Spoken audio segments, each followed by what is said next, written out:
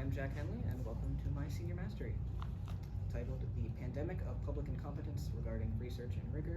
And this is my panel. Unfortunately, a lot of members couldn't make it here today, so thank you for all the substitutes for showing up. And of course, the audience I was not expecting. So my rationale for choosing this topic was I wanted to focus on the concept of hidden information that may not be immediately available to the public eye, and it's really relevant to the modern world, because the internet is a very vast place and you can't exactly find what you're looking for easily, and if you do, it might be buried deep below something else.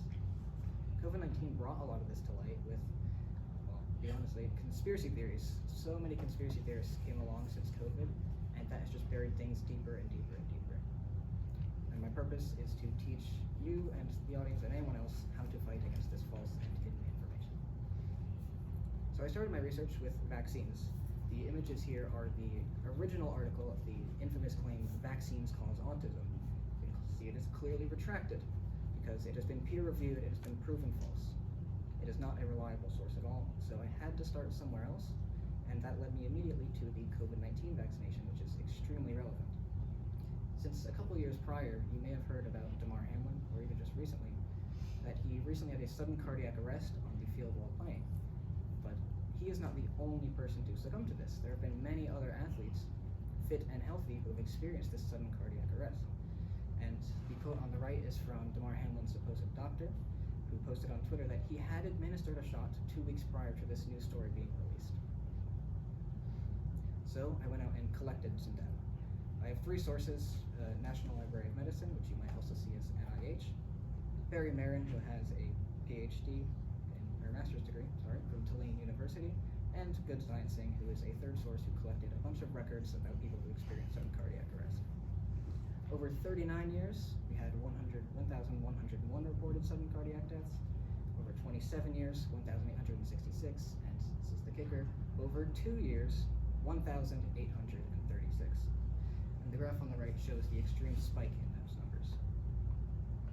To put it into a more visual perspective, the bar on the right is the 918 cases per year, which is a 1,391% increase from the last year, given the averages. And keep in mind that was 2 years, 1,800.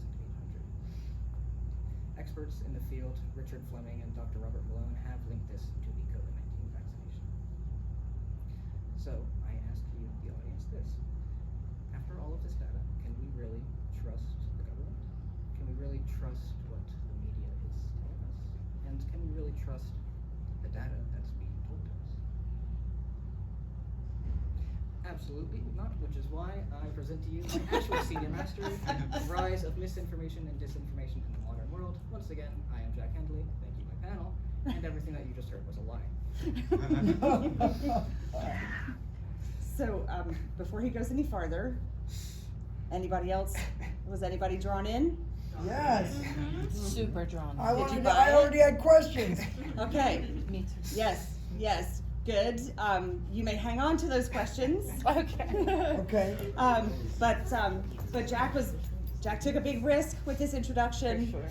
and I wanted him to feel that you don't think he's crazy. Please don't hate me. Yes, and he was worried that you would hate him, because he will now.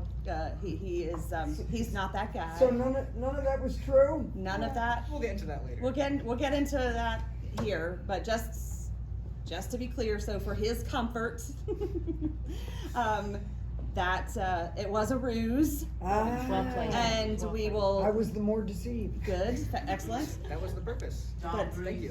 But I promised Jack that I would not let him go through his whole mastery worrying that you all hated him for the ruse. So now Very clever. we continue with the unraveling of the ruse. Okay, let's go. So my real rationale, that was a fake rationale too, was I wanted to focus on true and false information, mis and disinformation.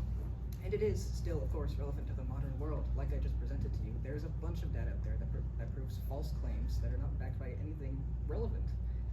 And COVID-19 did still bring more of these light, like with Damar Hamlin. That didn't exist before then, and Good Sciencing, the perpetrator, used that opportunity to spread their disinformation how they wanted. And of course, my goal is still teach you how to protect yourself from lies like this, because some of you did fall for it, and I want to prevent that in the future. So regarding misinformation and disinformation, I'm going to go over how did it start, how can it be identified, how can it be solved, and how did I actually get to presenting this. So first of all, what is the difference between misinformation and disinformation? Well, misinformation is not intentional, but it is still incorrect. The person spreading that, or the news outlet, or anyone, does not know that it is false. Say, your mother just posting something on Facebook because it looks cool. Disinformation is also false, but it is spread intentionally.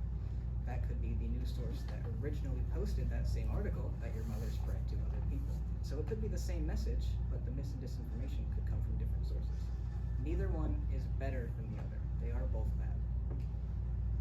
So misinformation can originate from poor sources or human error. Say you put an extra zero in a calculation and you don't even realize, or you just cite something that you didn't fact check. And disinformation can come from political agendas or biases. You want to send a message and you need to get it across. Again, they are both incorrect and both are wrong. Firstly, we'll cover what credibility actually is. We have a vague idea, but there is no real definition or broader understanding of credibility. So from Walton and Burkle, they say a myriad of factors relate to it, such as source, message, and receiver. Source being, say, good sciencing, the message being COVID-19 vaccines are harmful, and the receiver is the audience, us. So some theoretical origins of misinformation is complicated, because that's like asking when did lying start? You can't really put a date to that, can you? But we can start seeing when trust has declined.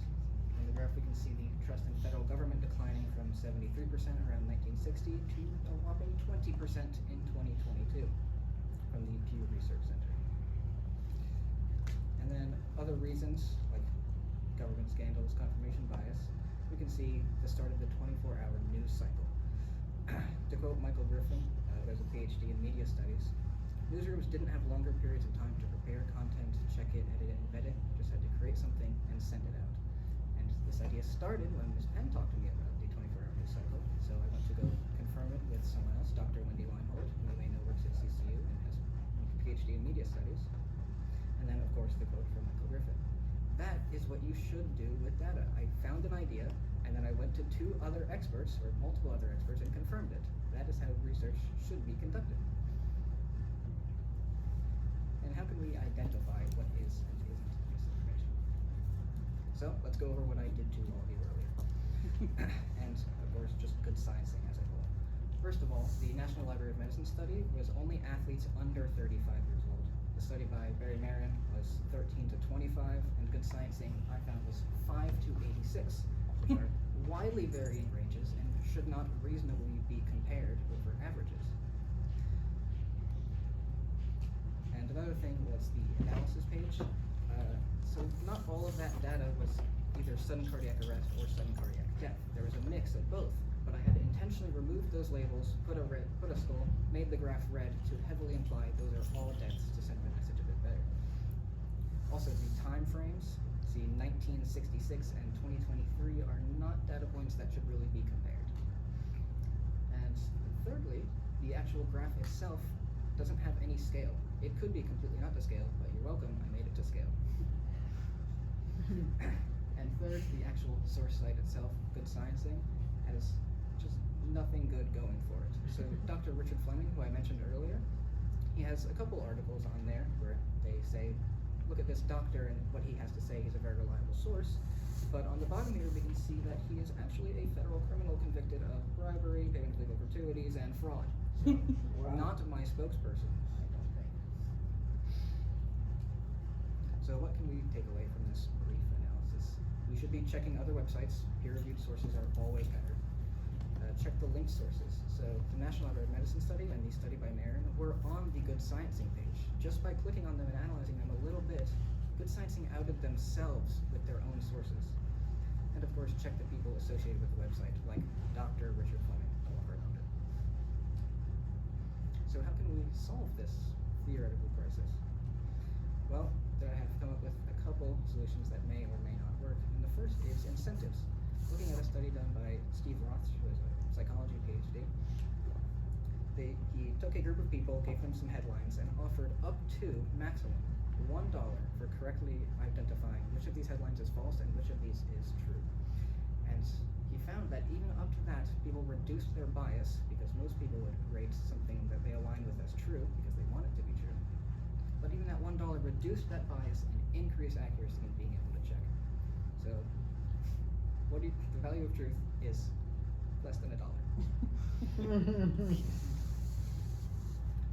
Among other theoretical solutions, I targeted the education field, voluntary and involuntary. So for voluntary education, Ms. Penn actually invited John Washburn, who is an executive director of the assessment department of Warwick County Schools, to come to our class and talk to us about how mis and disinformation is used in the education department. If you've ever seen school statistics, you know they are usually manipulated to show what the school wants to show. Say if there's only 2 kids, they don't want to say, they don't use a 2-kid sample size to represent something. That's either 0%, 50%, or 100%, which is not a good average. But him coming to us and speaking really just improved my analytical thinking ability, and I think it was because it was in person, it was small, and it was made for us. And that analytical thinking itself isn't actually difficult per se. You just need to know that something is there and that you should look for it, rather than just reading something and feeling like, okay, that's probably true.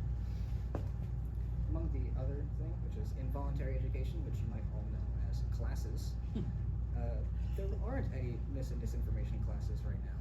So we can't really tell, has this been working or has it not? So I had to compare it to something that already exists, which are anti-tobacco policies and anti-drug policies. But looking at a national evidence study once again, the results were inconclusive and there was a high risk of bias. So for lectures, some cons about it. It's really small audiences. You can't have lectures with 20,000 people. You can't have one person doing 10 lectures at the same time.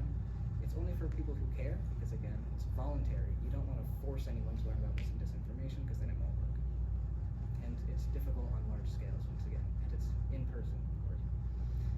For incentives, distribution is difficult. If it's a monetary incentive, how do you give that to people online? Or if it's not monetary, then what's even worth it? It's difficult to maintain. Again, monetary, how much do you pay people? And eventually you'll run out of money. Even just $1 for a correct something will run you dry quite quickly. And once those incentives disappear, it's ineffective. If people aren't being paid, they're not going to do the thing you want them to do. So on the producer side, because again, credibility comes from the producer, message, and consumer, I present separating journalism from entertainment. Because news is a 24-hour news cycle, people can have it on all the time, and it's usually on all the time in a lot of households. But for entertainment, no one's actually listening, it's background noise. That's not really a good thing per se. So news stations, again, they are a company at heart. They require views, they require clicks, they need money. And it's a lot easier to create those false headlines that will get that click and then just people will leave or share it somewhere else, because those false headlines are interesting. It's easy to make interesting false headlines. It's harder to go gather, go research, go check everything, and then publish it. So, in my theoretical scenario, I presented some third party, kind of mandating these websites, watching over them of sorts, saying, this is a credible news source. And if it doesn't meet a set criteria that I haven't defined, then it shouldn't be news, it should be entertainment. It's the accountability that matters. Like for schools, they have some third-party organizations that say, this is a credible honor school, and we should probably have a higher power for news sources, because right now, nothing could really say to CNN, yeah, good job. It's just some lesser party. And so this brought me to my final solution, which was inoculation theory. So if you've ever gotten a vaccine, that is inoculation. You're giving someone a small dose of something to prepare them for it in the future. And that can also be applied to misinformation and disinformation. Like I kind of did before, I gave you a weaker dose of that false information, and now hopefully you'll be able to identify it a bit better later. But there's a better, more refined version of this called the bad news game, and it teaches impersonation, emotion manipulation, polarization, conspiracies, discrediting, and trolling, which I will actually walk us through very briefly.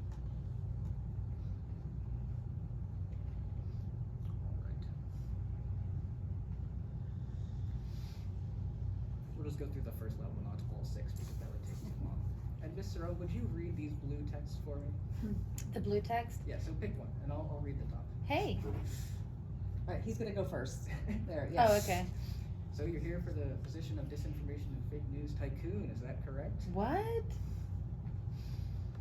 Disinformation is much more than just fake news. Don't worry, it'll become clear soon. Got it. You're probably frustrated about something, right? Aren't we all? You can get started by using Twitter to vent. Oh, I'm not sure. Don't worry, it's perfectly safe. Nothing you do in this game affects the real world. Post a frustrated tweet. The government is a complete and utter failure. Hashtag resign, losers. Tweet this. Hey, look, your constructive criticism at the government has gotten you a couple followers. You gained some influence. What do I do next? So, look at your credibility meter over here. You're not very credible, are you? You're currently in the red with a glowing warning symbol. To gain some real influence, you'll have to raise your credibility. I'm ready. No. It's a separate tutorial that takes some time. Okay. So, to gain our notoriety, we can steal someone else's credibility. What do you want to do? I have to choose, right? Yep. Yeah? Oh. Fake an official Twitter account? Alright, so we're going to do Biden, who's going to annex Canada to North Dakota. NASA, who's saying a meteorite's going to hit Earth. Or Nickelodeon. I'm not reading theirs. Not this one. Not this one. Tweet NASA? this. Alright. So, a fake meteorite alert can scare people shirtless. Yes, They yes. are there. So, if you didn't notice, you probably did, because that's the point of the game after all. NASA has a slightly different username. That is intentional. Got it. So, you fooled some Twitter users. Let's see how they're reacting. Oh, check another. Oh gosh, move on. Engineer who believes Sharknado 2 is humanity's greatest cinematic achievement. So, how you feeling? I have moral objections. You should. Moral what? Objections. Relax. All we did was scam a couple Twitter users. It's not that bad. This is wrong. It's not illegal. Seriously, if you want to become a master of disinformation, you have to lose that goody two-shoes attitude. 2 options, Chief. Die a hero. There goes all your followers. You're stubborn, but we'll give you a free 1,000 bots. Oh boy. Can't keep imitating people forever. What do you want to do now? I think I've peaked. Don't say that. I have great faith in your talents. I know you can lie to people whenever you want. Together we can rule the world. Let's do this. Where do you want to begin? Let's start. I'm already broken, Jackie.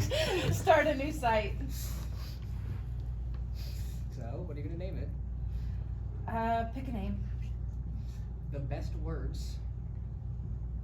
Honest truth online. Oh my god.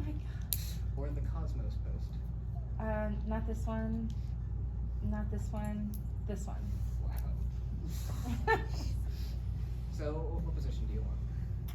I'll be the editor-in-chief if we're gonna do bad. So, you're all set up. Other news sites now, you're kind of being peer reviewed. It's a good thing for you. Let's check responses. Honest Truth Online has just joined the fight against mainstream media. Hashtag good news. Wow. Oh. Democratic People's Republic supports the brilliant work of Honest Truth Online. Good Shit. news. Wow. Wow, again. Good His job, followers. Chief. Editor-in-Chief. Honest Truth Online has now become the basis of your fake news empire. Hooray.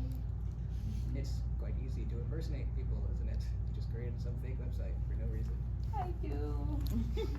And that's impersonation. I'm obviously not going to go. Well done. Wow. Defeated. Totally defeated. There are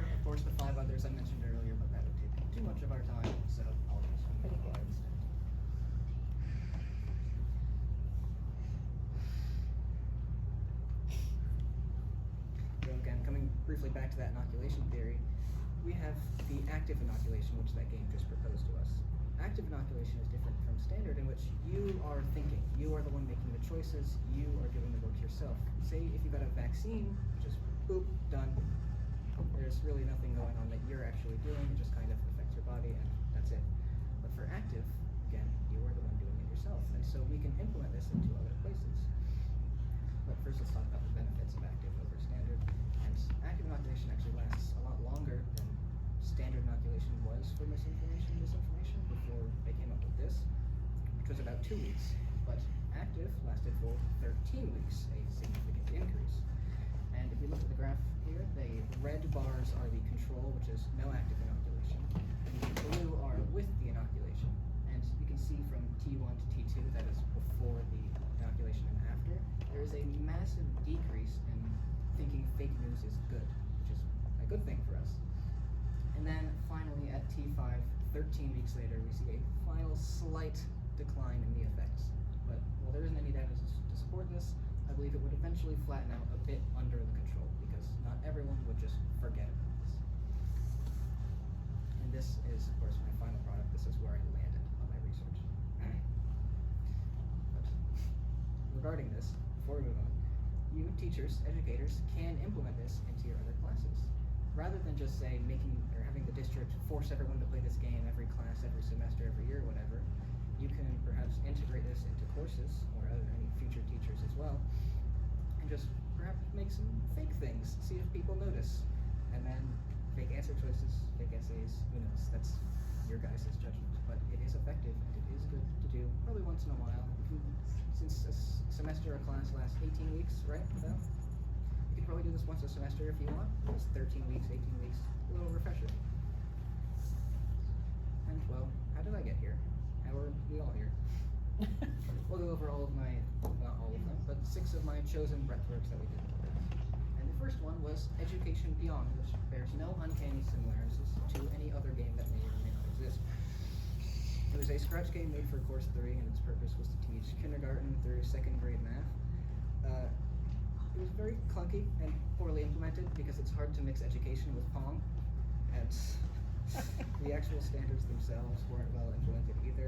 I tried to teach it through game theory, but when you can't even access the education part because you're too busy playing Pong, then there's really no point in education, is there?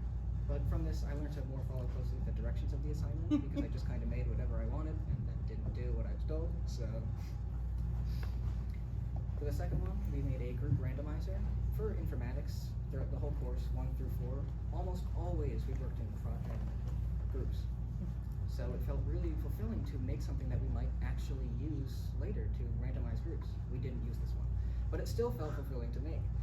And it was quite a simple spreadsheet, 4 functions maximum, but it taught me a bit more about how spreadsheets work, and taught me that I tend to overbuild a lot of things a bit too much for no real reason. Thirdly, we see a SharePoint website. Is SharePoint, you might not be able to tell because it's terrible. This taught me about how to design a website properly and how to make a database, make a form, connect that to a website, and it kind of created me, it informed me a bit on creativity, because if you can't tell, this is terrible. Look at how long the links are. Why is there space between the text and the links? I have no idea, but it's bad, and in the future, I would have fixed that. But on the bottom, we can see a form. You might think, oh, that looks a little nicer. That's the standard form. I didn't make that. That was not me. Much better presentation, isn't it? Course 1 to 3 is a massive jump, and this was a data security presentation. We had to teach a new concept to an audience, so that required attentiveness to detail, patience, and of course, good-looking visuals, which you should be able to tell this looks a little bit better than that. We had to explain our research in a clear and concise manner, and it taught us about communication, how to communicate with our audience, and of course how to be better with visuals. For the 5th breathwork was a access inventory that we made for Miss Leslie Everson, another teacher who has a lot of Kate inventory, which is federal inventory. If we lose that, it would be terrible, which is why it was entrusted to a bunch of children. So my part on this was just to create this little form down here on the bottom right, which doesn't look great, but it was functional, it worked, we removed it from the final product because it would use this. But then afterwards, I started working on other parts of the project. Because I only worked on one, I got to work a little bit everywhere and see just how everything came together, like the check-in and check-out system. And seeing all these different parts really made me realize just how complex and convoluted these inventory systems are. One part interacts with another, and if any one of those break, the whole system goes down. And it's a whole mess to keep track of data here and make sure it all aligns.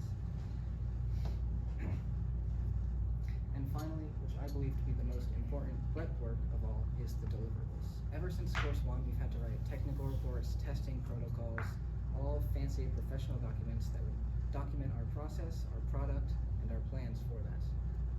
Before we even made anything. So before prototyping, we had to lay out a whole plan and then give it to her. And it was intentional. It was a piece of real world. You kind of have to do this, just like perhaps a surprise improv project. We had no idea this was coming. And the professionalism gained from this, the format in which you have to write, it all just came together in this throughout the course of the year. So regarding my 21st century skills, focusing not just on the ones that I briefly mentioned earlier, but these specific ones, every project in this course was different, whether it be a map regarding streets or a form for buying flowers. Every project was different, and so we had to learn all these different mediums, all these different types of things, so we could combine them and switch just easily without being like, oh, new thing, what do I do? It's always a new thing. You always have to figure out what to do. And again, going back to professionalism, I kind of just talked about it. The deliverables, very efficient. Ethics. This one relates specifically to my senior mastery. Misinformation, disinformation. Is it ethical? Is lying ethical? Is spreading information that you don't know is wrong ethical? I don't know. That's not for me to decide either. That's for you. And critical thinking also relates directly to my mastery. Not that it taught me how to think more critically, but that it taught me the importance of critically thinking. If you put even just a little thought into what good sciencing itself would have presented you, then you would realize it's wrong. Because again, their own links were their downfall. I clicked on them and realized that's wrong. So they cited their own poor sources, and just a little bit of effort and thought revealed that to me. For communication, every project was about communication. We were always presenting to the person who ordered it too. And we also had to collaborate between team members because again, everything was in groups. Sometimes members were at home and we couldn't just say, hey, you work on this. It's okay, I can't be here right now. I'll work on this one, oh, you guys do that. And that was also an imperative part to make sure we finished our product in time. And creativity. I made 8 whole fake slides. I made a fake presentation. I mean, come on. Yeah, you did. Bravo. And my conclusion. From the beginning, I knew I really, really wanted to focus on this mis and disinformation topic, mainly just because I wanted to lie to my audience. I love that part. But my product itself is my research. That is the most important part. I researched the whole mis and disinformation thing, and before starting, I thought I knew everything, and then at the end, I knew more than what I thought was possible. I didn't even know disinformation was a word until a couple days in. I thought just misinformation was it. But the research is the core of the product. And now, after making this, I feel, and I hope you feel the same way, fully capable, or mostly capable, of identifying false information with this active inoculation I have given to you guys today. But how is that informatics? I just kind of lied to you guys for fun. Is that really informatics? Well, at its core, informatics is data. Data collection, data analysis, data storage, and most importantly, data storytelling. I collected my data, I analyzed my data, I put it on here, which is kind of storage, and I told it to you in a story in the way that I wanted to tell. This is informatics at its core. And so for my future plans, I intend to attend University of South Carolina as a computer science major with a focus on artificial intelligence because I want to make everyone retired. I'll probably continue living and working in South Carolina. I might go travel. I don't know. I haven't thought that far ahead. And then something happens and then I retire. Because who knows what happens between then. And thank you for visiting my exhibition of mastery. That's my portfolio.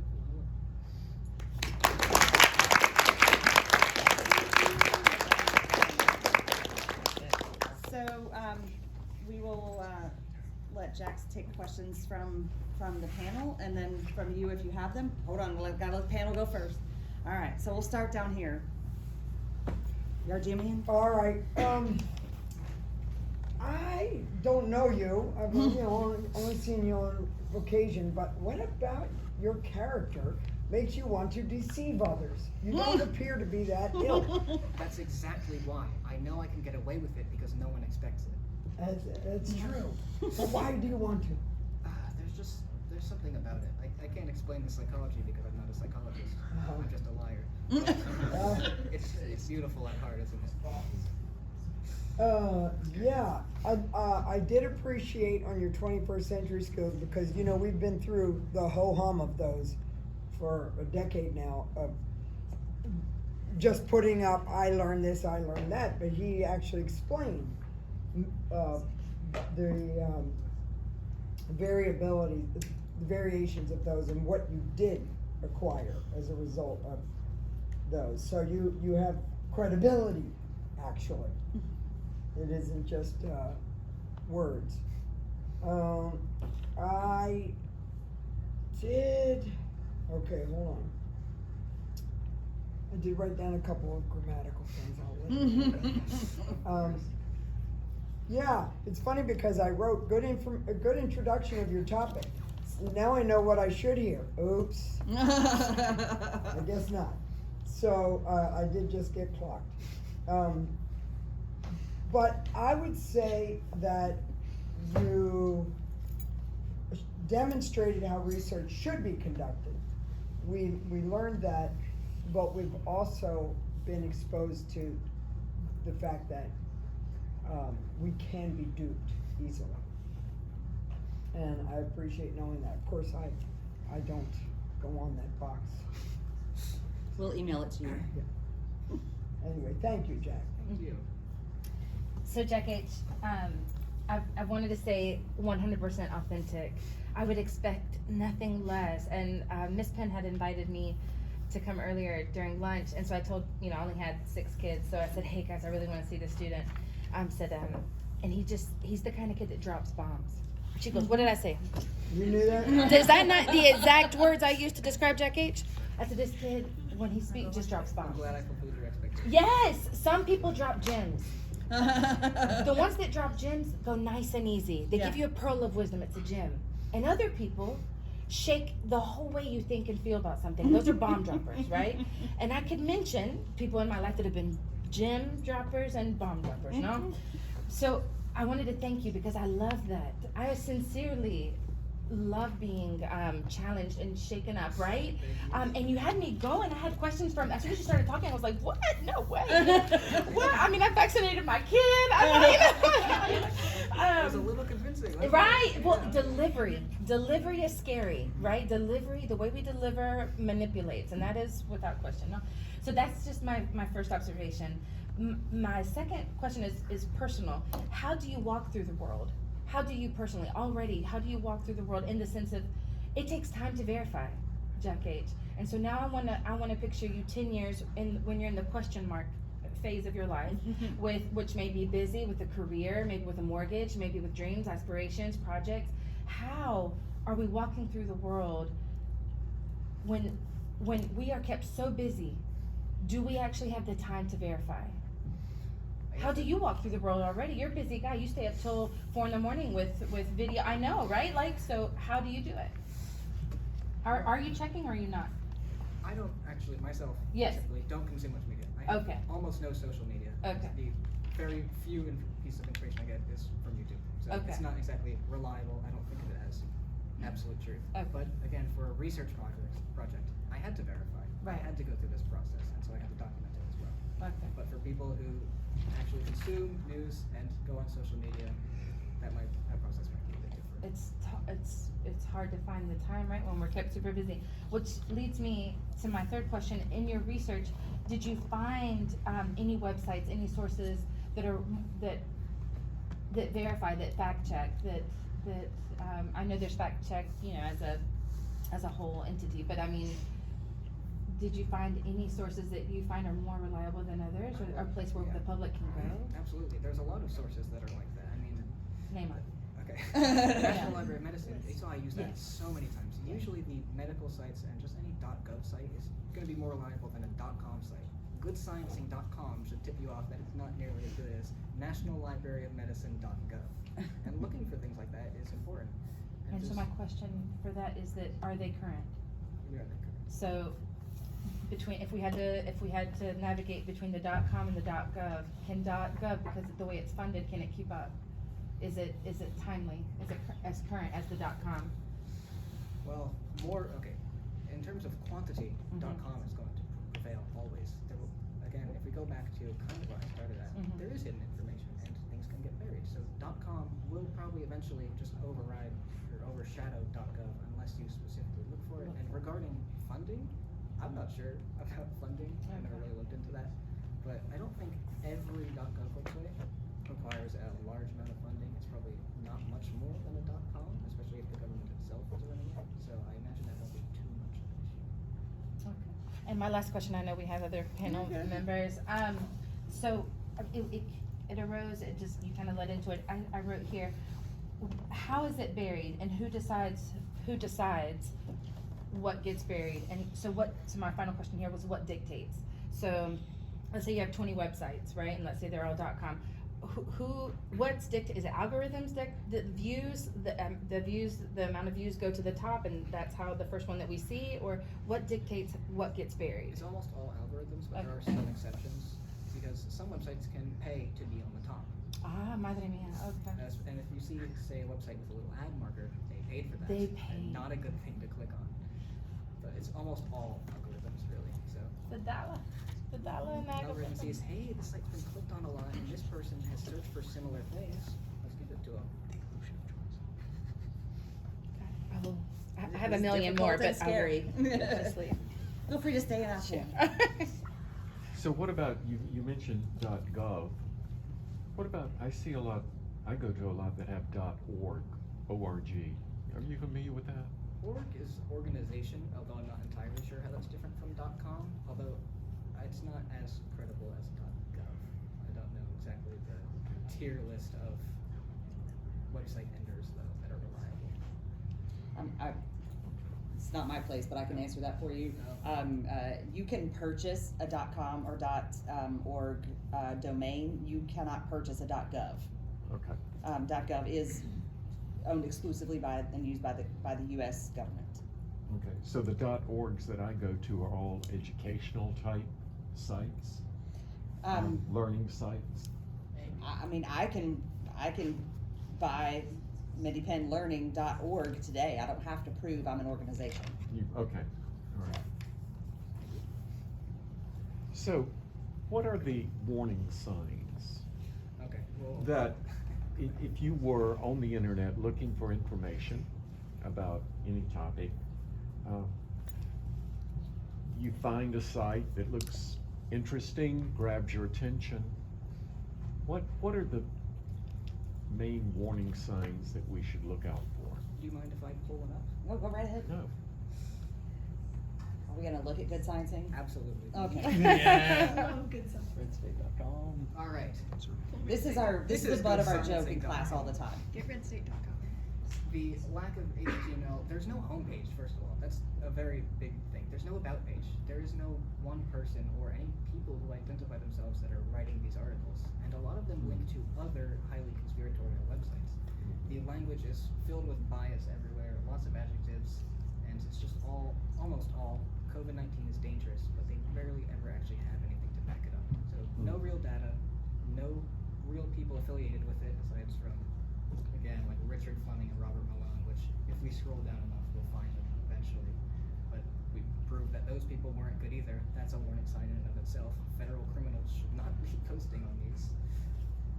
And just generally other things, like goodsciencing.com as a name. Doesn't sound credible to begin with. No. Okay, second question. What fields are most prone to being corrupted through disinformation? Corrupted as in they're the source, or corrupted as in they are receiving the most mis and disinformation? They are receiving the most misinformation. Everyone is susceptible to misinformation and disinformation. But are there some areas, some domains, some? I think, not data backed here, Probably government, medical related things, because more people are going to be conspiratorial and lie about things like COVID-19 vaccines than they are the grass is blue. I mean, it's a lot harder to lie about, say, computer code, and again, the COVID-19 vaccines. So regarding those areas, there will be differences, but that doesn't mean there is none for some and all for another. Everyone is still susceptible. Does that answer And your question? would you say that, we hear a lot of disinformation now, particularly in the political arena, how divided our society is today between the left and the right. Where is most of the disinformation found? On the left or the right? Both. They both want to support their side. If you want that answer, come back tomorrow for Mia Yancey's mastery, because it really does go into that. Okay.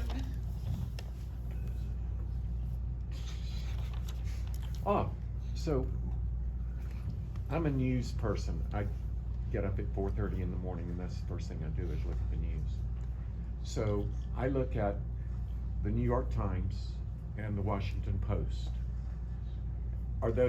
Can I trust those publications? I think those are pretty credible sources, and I think you can also look online for third-party credibility checkers, although they're not, again, higher than those websites. But if there are enough people who say, yeah, the site's good, then you can probably trust it, and I think those are trustworthy as well. Which Martin? Okay, I guess for me. You see now why I wanted you to come see this? Yeah. Okay. I'm in the world of like the ethics maybe that are involved, like you're saying your interest is AI, that scares me. Because again, if people can't separate, fact from fiction, in the real world, imagine when we now live lit up with artificial intelligence. So that's fascinating, and I think you'll be great doing that. So my questions were, obviously we know we have both a misinformation and a disinformation problem. Whose job is it to educate people or to inform people? Like if you could create policy, who would you task to fixing this? This was one of the biggest difficulties in my research, which is why almost all of my solutions were theoretical, because it's really difficult to determine that. But I think probably the best solution was teachers, educators implementing active inoculation at a respectable rate, of course, not force feeding it to kids. Because I don't think you can have a government mandated bad news game yearly play, of course, because there's really no point in that. That's Aaron's Law. Although I have touched on that in current events where I've given students sample pieces of information, and then again gone through actually kids, to try to teach them how to vet, information. So educators, I agree, and I wish somehow we could, digital literacy and citizenship, I wish we incorporated that more. So my other question would be, as far as, I think we would agree, most people want validation. We want to be right. So you get into this, I'm hooked on Fox or I'm hooked on MSNBC because what I want to hear from them is that, yes, I'm thinking correctly. So do you have any thoughts on, in other words, like what would the punishments be, so to speak, or should they be for whether it's disinformation or misinformation? Because I can think of like 3 recent issues, and just off the top of my head, Alex Jones, in InfoWars. You can, find him guilty of misinforming people and fine him a lot of money, but did it make enough of an impact? So I think rather than a punishment system, this kind of goes back to my separation of journalism from entertainment. If they can't be verified, or if they're promoting news and disinformation, they shouldn't be a news source. That is their punishment. You should not be a verified news source if you can't publish verified real news. So maybe like a government censorship, so maybe, InfoWars have a tagline at the bottom, this is commentary, on news stories. and I don't even think people pay enough attention if they're watching news to when someone speaks, it's a This is that commentator. accreditation thing we're talking about. You know, it's Remember that. someone who has their opinion, you know, how they think people should view the topic, but it's not necessarily covering the topic.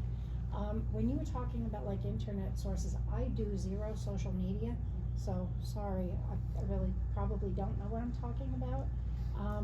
But if you do Twitter, so apparently now, Elon Musk, right, has changed it up with Twitter, where if you wanna be, like, you're asking, how do you know a Verified. source is credible? You have to pay money to be a verified Twitter account. So a lot of people I know initially were having a lot of fun with, Twitter, right? Because they would pay the one time, whatever it was, $10. $9. Yeah, I was close. Yeah. And be a quote verified source when in fact they weren't, and tweeting like nonsense. I guess, I mean, I'm not a fan of big government regulation, but is that what it's ultimately gonna? I mean, at heart, Twitter is just social media. It's not really a news source. So people, I think, shouldn't be using Twitter as a reliable news source anyways. Although it's definitely not a good thing that Elon is, first of all, making the verified mark viable, and then second of all, he actually made it worse by removing the identifier between this was purchased and this was paid.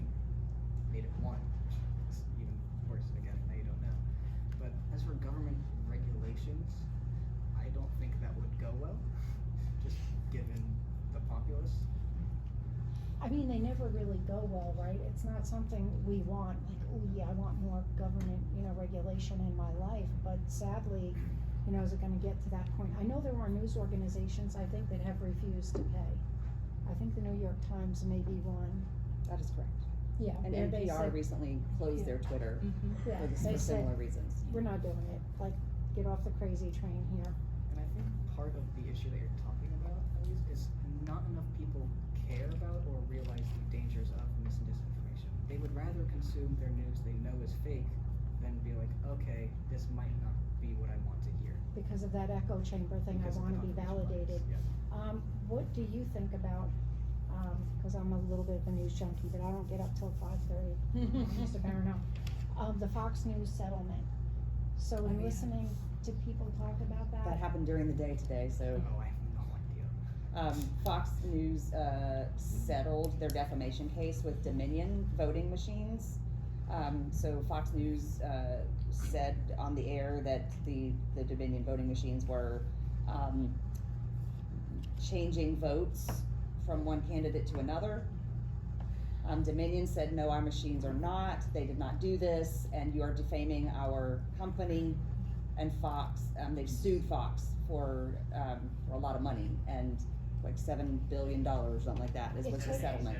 It took over 2 years, and finally, Fox, after defaming the company that manufactured the voting machines, settled paying $787.5 million.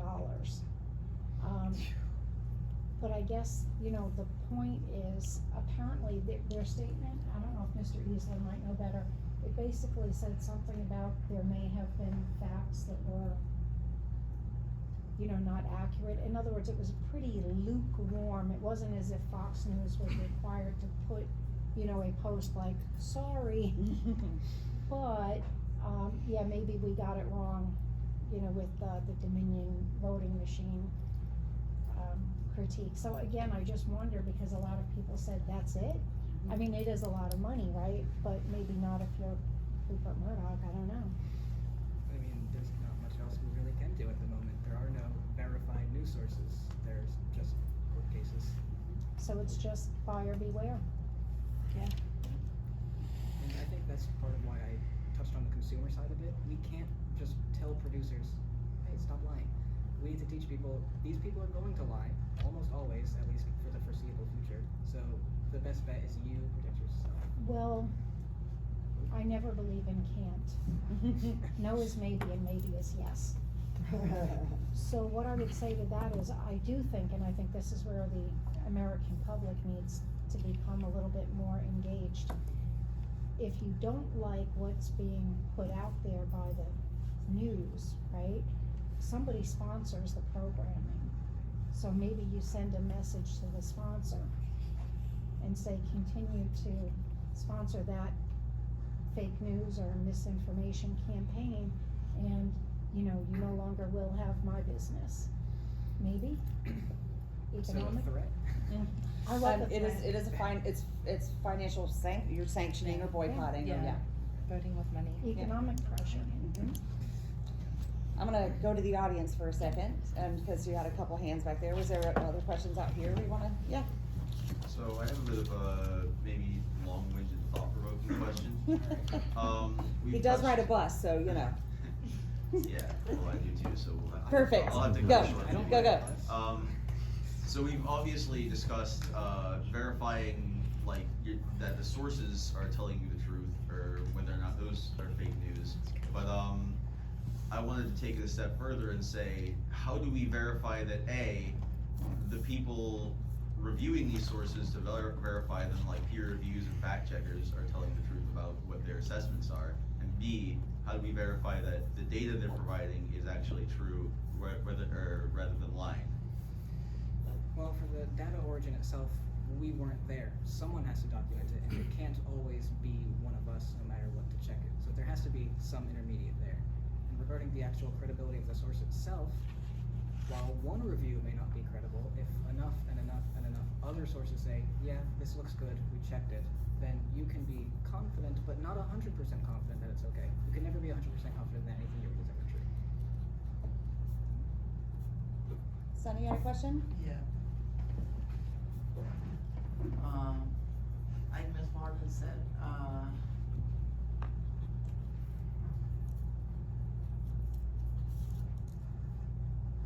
I'll pass on that. All right, I'll come back to you. Mia?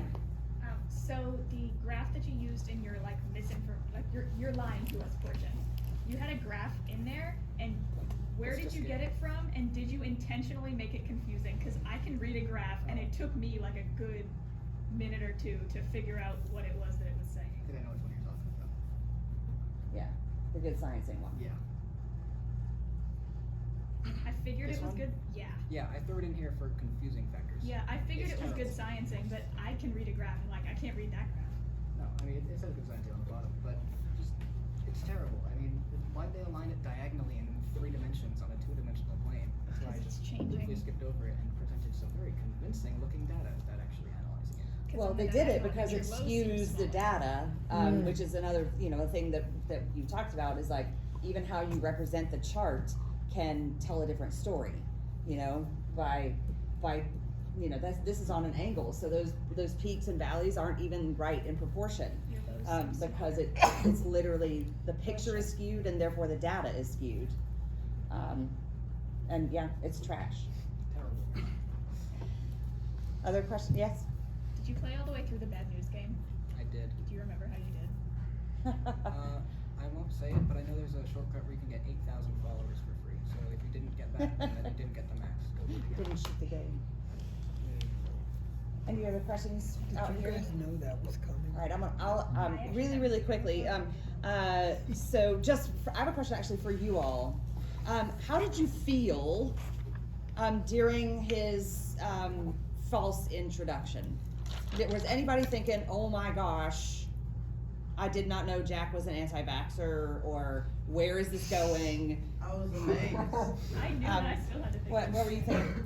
Like, I'm a pre-med, so I'm like very like factual about like Yes. medical, right? And I'm like thinking, there's no way like This can be real. yeah, something's off. There's Yeah. no way Miss Penn let this go down. 'Cause Hopefully, I would hope that you were thinking there's no way Miss Penn let this go down. But yeah, obviously we purposefully. So did anybody? Was anybody else? Is anyone else feeling just confused? Like, what is this talking about? I was a little. Good. Okay, good. I want to point out to you, because he was very, concerned about like how is that going to play. But that effect right there, I think you were very successful in creating the confusion, because that is also a huge part of mis and disinformation.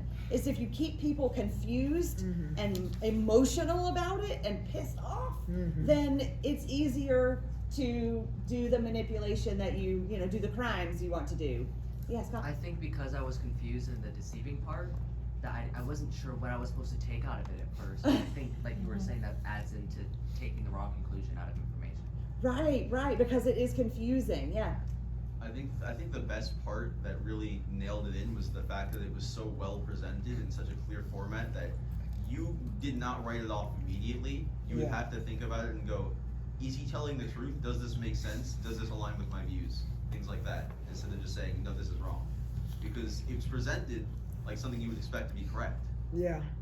And so then I ask you, part of his theories and through his research were that if we inoculate, right, if somehow in education, if we allow, or as teachers, as educators, if we create situations where you can have that experience, that maybe experience that discomfort a little bit, and let you pick it out,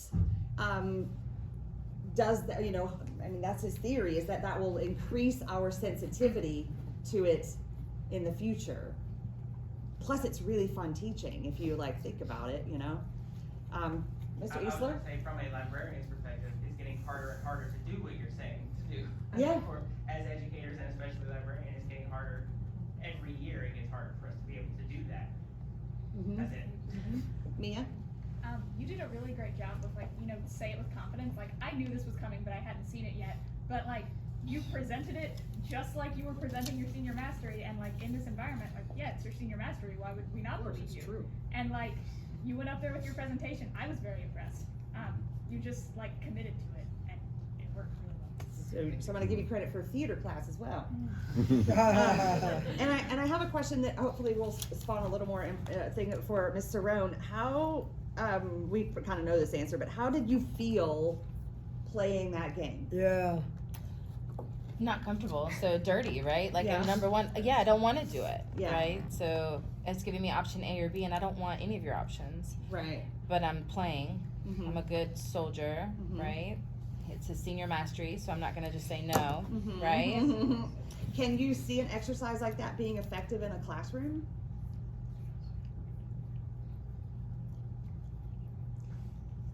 Or providing the opportunity for a conversation? I think that is a better. Take a position, Yes, whether take you a agree or position, not. whether, that is a real life application right there, right? Yes, so I could see that as thought provoking, and I think you have to be invested. Is the student interested enough, right? I think also what we don't talk about, with students, but we talk amongst educators is their buy-in. So how would I present it to my students in order for there to be buy-in? Or do you not present, it would have to be within the context that I'm teaching, right? Which is Spanish. And unfortunately, it's very elementary. Spanish 1 is numbers, colors, how are you, I need a pen and paper for school. So it would be difficult for me to get a higher level thinking. But now in Spanish 3, I could pull it off easy with the environment unit, the art unit. So it depends on the level of my content, but yes, it could be done in Spanish 3 without question. I think Spanish 2 tricky and Spanish 1 tricky as well. Yeah.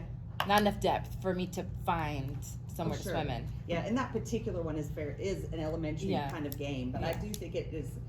I thought there was real value in the discomfort that you feel Super uncomfortable when you play that, because for me it made me go, how could anybody do this? And how does anybody in good conscience do this? I'm picking it fake. I know exactly the money. I'm picking it fake, and I feel like a horrible human. Yeah. That I'm making a fake tweet about a fake thing in a fake game, and I still feel terrible. And I've observed that you did too. Yeah. And so it makes me go, how does anybody do this? But you're right, it's money. They do it for money. And I also think it's fascinating that one of Jack's discoveries is that money can also counteract that. And I don't know how that implements either. And I'm okay with senior masteries that don't have the final answer. But I think it's fascinating that he found that for less than $1, you can get someone to choose truth when previously they didn't. They just think it's funny. Right, exactly. There's probably some good discussion on that video. Judy does call. Thank you all so much for those who are at my class. Good You job. were saying. Thank you, Jack. First one. Yes. Set the bar. Yes, Miss Stafford.